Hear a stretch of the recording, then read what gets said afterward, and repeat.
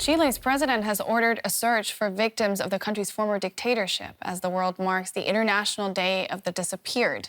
President Gabriel Boric signed a decree launching an investigation into what happened to the over 1,400 people still missing after being abducted during Augusto Pinochet's rule between 1973 and 1990. Our Latin America correspondent Nicole Reese met people in Chile hoping they will finally find out what happened to their loved ones. A photo and some memories are all that Gisela Cusi Rivera has got left. She was only 5 years old when she last saw her father, who had just promised to come back with a new doll. After he left, he was arrested and never seen again. I needed therapy because I was so convinced that my daddy would be walking through this door any moment saying, "Look, I got you the doll." It was very tough on me. Even today, Rivera and her family are still suffering. They had no closure, there was no goodbye, no funeral. Nobody knows where her father's remains are. Plutarco Cusi Benavides was just one of thousands of victims of Chile's military dictatorship, which began with a coup d'etat 50 years ago. His name, along with the many others, can be found inscribed on this memorial in Chile's capital, Santiago, a silent reminder of those who vanished after the military took over, many likely tortured before being killed at the hands of the regime. Emilio Heredia Vázquez's brother Miguel was also one of them. For a few weeks after his arrest, his family knew where he was.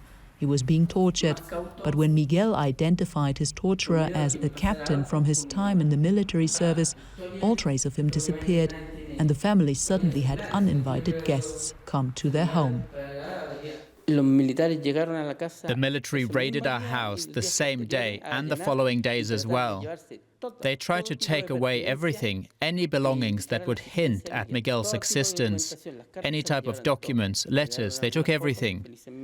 Some photos were luckily left. But deep down, what they achieved and what they tried to do was to erase him, to make him disappear under any circumstance.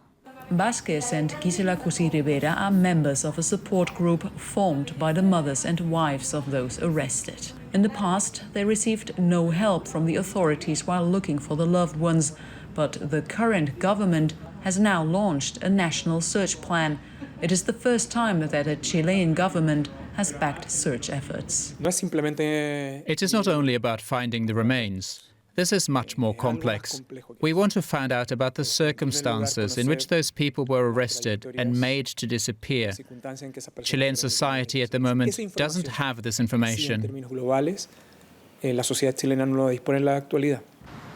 After 50 years, Chilean society has not been able to overcome what happened during the military dictatorship. They weren't given the chance. Not even the generations that came afterwards. It is time for justice and transparency to come through, to help find peace of mind. Our Latin America correspondent Nicole Reese filed that report and joins me now from Bogota. Nicole, during the Pinochet dictatorship, over 1,400 people vanished. It ended over 30 years ago. So why has there been no government action to find them until now? Well, this dictatorship indeed cast a long and dark shadow over the country, even if it ended in 1990. Not only were, for example, former members of the regime and the military protected by an amnesty law that basically prevented them from being prosecuted. Let's not forget that Pinochet himself, he never got convicted. He was indicted, he was arrested, but not convicted.